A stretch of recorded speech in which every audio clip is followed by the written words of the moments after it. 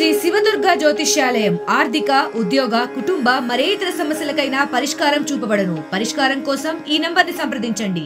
ఇక బీజేపీలోకి అనుకోని ఒక అతిథి అకస్మాత్తుగా వచ్చాడు. ఆయనే మాజీ ఐఏఎస్ అధికారి, మాజీ ఎంపీ, అలాగే సిట్టింగ్ గూడూరు ఎమ్మెల్యే వరప్రసాద్ ఒక సీనియర్ ఐఏఎస్ ఆఫీసర్. ఆయన ఆంధ్ర తమిళనాడు రాష్ట్రాల్లో ఆయన అనేక కీలక బాధ్యతలు చేపట్టారు. జయలలిత దగ్గర కూడా ఆయన పనిచేశారు. జయలలితకి చాలా ఆప్తులు. అలాగే ఈరోజు వైసీపీ సిట్టింగ్ ఎమ్మెల్యేగా గూడూరులో ఉన్నటువంటి వరప్రసాద్ గారు ఆ పార్టీకి రాజీనామా చేసి ఆయన బీజేపీలో జాయిన్ అయ్యారు. కేంద్ర మంత్రి అనురాగ్ ఠాకూర్ సమక్షంలో వరప్రసాద్ బీజేపీలో జాయిన్ అయ్యారు. మనతో పాటు వరప్రసాద్ ఉన్నారు. నమస్తే వరప్రసాద్ గారు. బీజేపీలో జాయిన్ అయ్యారు మీరు, మెయిన్ కారణం ఏంటి? మోడీ గారు చాలా బాగా చేస్తున్నారు.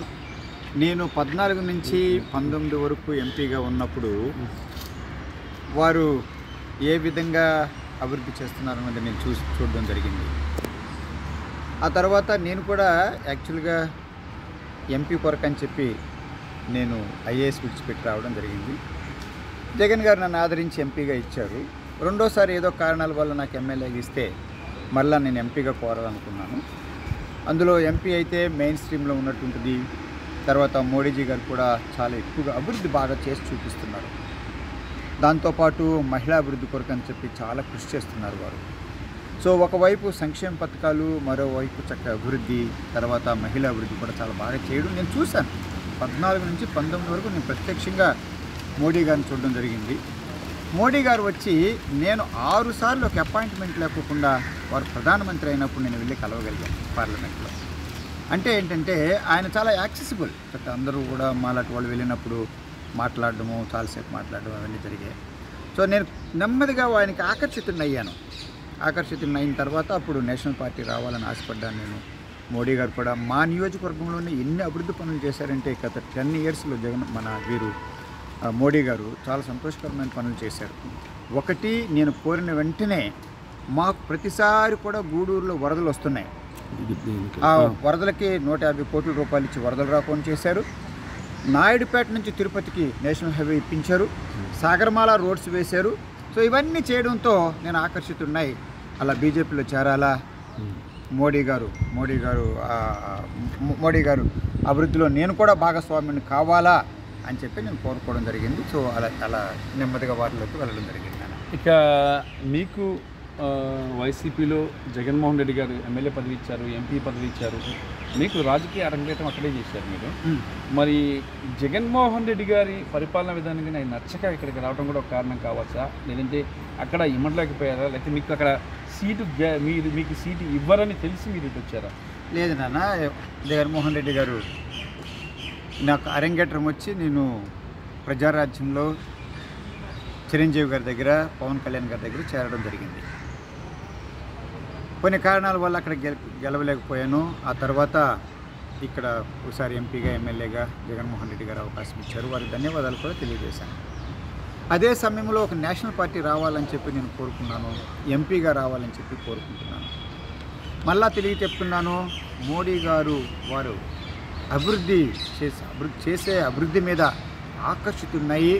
ఒక నేషనల్ మెయిన్ స్ట్రీమ్లోకి రావాలని చెప్పి నేను కోరుకున్నాను. వారు ఏ విధంగా అభివృద్ధి, ఒకవైపు ఇందాక చెప్పినట్టుగా సంక్షేమం, అలాగే మహిళా అభివృద్ధి ఇవన్నీ కూడా చక్కగా చేసుకుంటూ వస్తున్నారు కనుక తప్పనిసరిగా నేను ఆ నేషనల్ పార్టీ ఉండాలనుకున్నాను తప్ప అంతకుమించి వేరే ఏ కారణాలు లేవని కూడా నేను తెలియజేస్తాను. హైకమాండ్ మీరు ఎక్కడి నుంచి కంటెస్ట్ చేయాలనుకుంటున్నారో అక్కడి నుంచి కంటెస్ట్ చేయడానికి హైకమాండ్ మీకు స్పష్టమైనటువంటి హామీ ఇచ్చిందా? అవునా, అక్కడ నాకు నేను కోరిందే తిరుపతి ఎంపీగా నిలబడాలని చెప్పి నేను కోరుకున్నాను. అదేవిధంగా బీజేపీ వాళ్ళు కూడా నన్ను ఆదరించి నేను కోరినట్టుగా వారు బీజేపీ పార్టీ తరఫున రాబోయే ఎన్నికల్లో తిరుపతి ఎంపీగా నిలబడడానికి నాకు అవకాశం ఇస్తున్నారు. మరొక్కసారి బీజేపీ వాళ్ళందరూ కూడా నేను మనస్ఫూర్తిగా నా తరఫున, నా కుటుంబం తరఫున ధన్యవాదాలు తెలియజేస్తాను. కేంద్ర మంత్రి కూడా హామీ ఏమైనా ఇచ్చారా? కేంద్ర మంత్రి పదవికి ఏమైనా హామీ ఇచ్చారా? అలాంటిది ఏమీ లేదు. ముందు ప్రజలకు సేవ చేసుకుని పార్టీకి విశ్వాసం ఉండి దేశ సేవ చేసుకుంటే చాలు మాలాంటి వాళ్ళకి అని చెప్పి మనస్ఫూర్తిగా తెలియజేస్తాను. ఇప్పుడు మీ నియోజకవర్గ ప్రజలు ఏం చెప్తారు? మీరు ఇన్నాళ్ళు వైసీపీలో ఉన్నారు, ఇన్ని దాదాపు దశాబ్ద కాలంగా మీరు ఉన్నారు. మరి ఇప్పుడు సడన్గా ఇటు వచ్చాక మీ కేడర్ని తప్పుకున్నారా? మరి మీ కేడర్కి ఏమని చెప్పారు? ఇప్పుడు మనం ఒకవైపు కనుక చూస్తే అభివృద్ధి అంటూ మనం చేయాలనుకుంటే ఖచ్చితంగా మెయిన్ స్ట్రీమ్లో నేషనల్ పార్టీలో ఉంటే మంచి అభివృద్ధి చేయడానికి చాలా అవకాశాలు ఉన్నాయి. ఇందాక నేను చెప్పినట్టుగా నేషనల్ అభివృద్ధి, నేషనల్ హైవేస్ చేయడం కానివ్వండి, సాగరమాల రోడ్లు వేయించడం కానివ్వండి, చెన్నై బెంగళూరు ఇండస్ట్రియల్ కారిడారు గూడూరు నియోజకవర్గంలో వస్తున్నాయి, అది అభివృద్ధి చేయడం కానివ్వండి. సో అలాగే టూరిజం ప్రాజెక్ట్స్ తీసుకురావడం కానివ్వండి, ఇవన్నీ కూడా ఒక ఎంపీగా ఉంటేనే చేయగలుగుతాం. నాకు బాగా అనుభవం ఉంది. ఒకసారి ఎంపీగా చేశాను, ఒకసారి ఎమ్మెల్యేగా చేశాను. అప్పుడు రాష్ట్రంలో కొన్ని నిధుల సమస్య వస్తుంది. ఆ నిధుల సమస్య అంటూ కేంద్ర ప్రభుత్వంలో ఉండదు. ఉదాహరణకి నేను అప్పుడే నా గూడూరులో కూడా వరదలు రాకుండానికి 150 కోట్లు తీసుకెళ్ళి అక్కడ చేయించాను.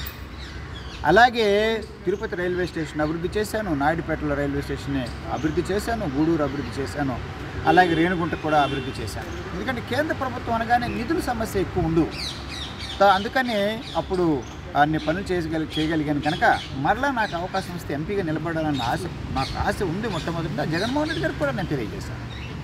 సో ఆ పరిస్థితుల్లో నాకు నా అనుభవం కానివ్వండి, నేను ఆశించింది కానివ్వండి, లేదా ప్రజల సేవ చేయాలంటే నాలాంటి అనుభవంతుడు ఎంపీగానే ఉంటేనే నిధులు తీసుకురాగలను.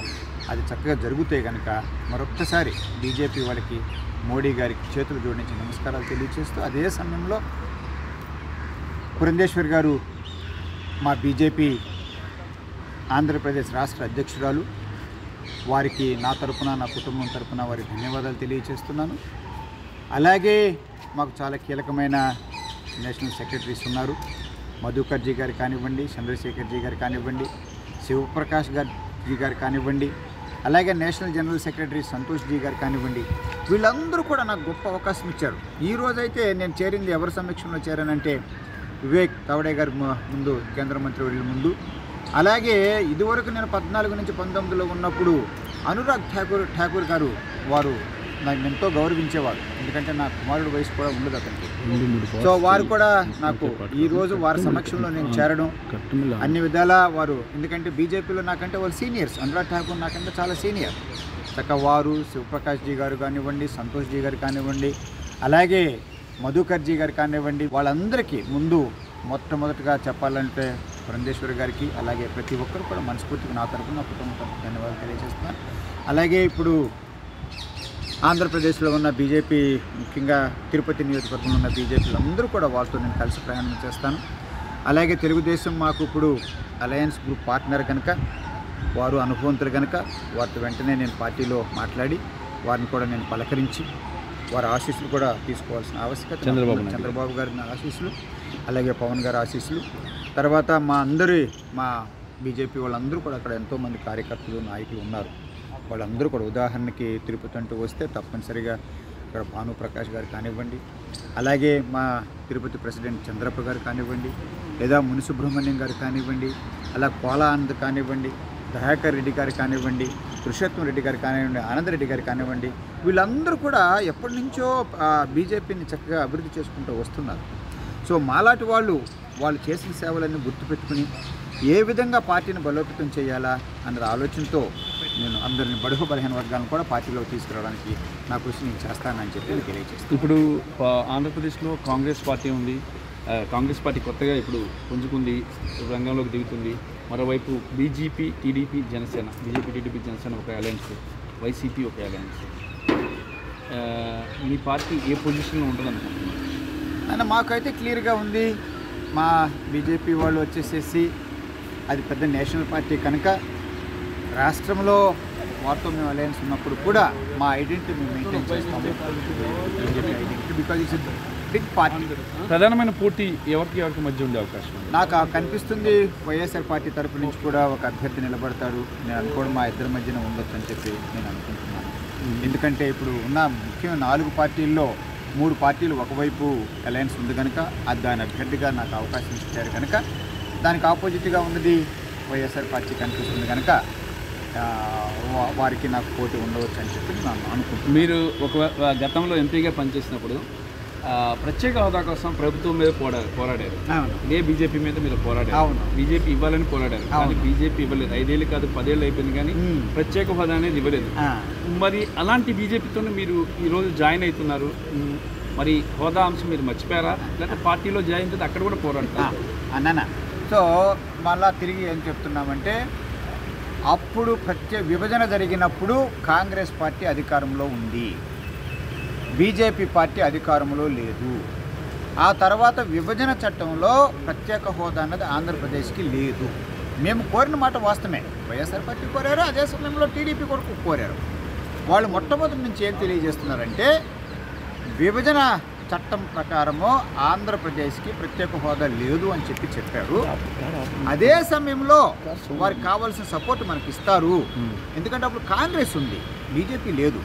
అదే సమయంలో ఇప్పుడు బీజేపీ దగ్గర మనం తప్పనిసరిగా అప్పుడే ముఖ్యమంత్రి గారు అవుతారు కనుక మేము అనుకుంటున్నాం, మా అలయన్స్ తప్పనిసరిగా మేము గెలుస్తాము, చంద్రబాబు గారు తప్పనిసరిగా ముఖ్యమంత్రి అవుతారని అనుకుంటున్నాము. ఆ సమయంలో మళ్ళా ఆంధ్రప్రదేశ్ని ఏ విధంగా అభివృద్ధి చేయాలో, ప్రత్యేక హోదా ఏం తీసుకురావాలో, ఏం చేయాలో మా నాయకులంతా నిర్ణయిస్తారు. మా వైపు ఏమో బీజేపీ వాళ్ళు నిర్ణయిస్తారు, అటువైపు వాళ్ళు నిర్ణయిస్తారు. అప్పుడు ఉండి కలిపి ఆంధ్రప్రదేశ్ ప్రజలకు ఏ విధంగా సహాయం ఏ విధంగా వారికి ఆశయాల్ని నెరవేర్చాలో ఆ విధంగా ఆశయాలు నెరవేర్చడానికి మేమంతా కూడా ఆ పథకంలో వెళ్తాం. అంటే ప్రజలే మహాప్రభువులు కనుక ప్రజాస్వామ్యంలో తప్పనిసరిగా ప్రజల ఆలోచన ప్రకారం మేము వెళ్తామని చెప్పి మేము తెలియజేస్తాం. Okay sir. ఇక ఇది బీజేపీలో అంటే వైసీపీలో ఇన్నాళ్ళు ప్రత్యేక హోదా కోసం పోరాడినటువంటి శివప్రసాద్ గారు ఈసారి బీజేపీలో జాయిన్ అయినప్పటికీ కూడా అదే దీంతో ఉంటాం, ఎక్కడా కూడా విభజన చట్టంలో ప్రత్యేక హోదా ఇస్తామని, ప్రత్యేక రాష్ట్రం ఇస్తామని లేదు, అయినప్పటికీ కూడా ప్రత్యేక హోదా కోసం పోరాటం చేస్తానని చెప్పేసి వరప్రసాద్ గారు చెప్తున్నారు. రామకృష్ణ, RTV, న్యూఢిల్లీ. మరిన్ని వీడియోస్ కోసం ఛానల్ ని సబ్స్క్రైబ్ చేయండి, లేటెస్ట్ అప్డేట్స్ కోసం వాట్సాప్ ఛానల్ ని ఫాలో చేయండి, అండ్ లింక్ డిస్క్రిప్షన్ లో ఉంది.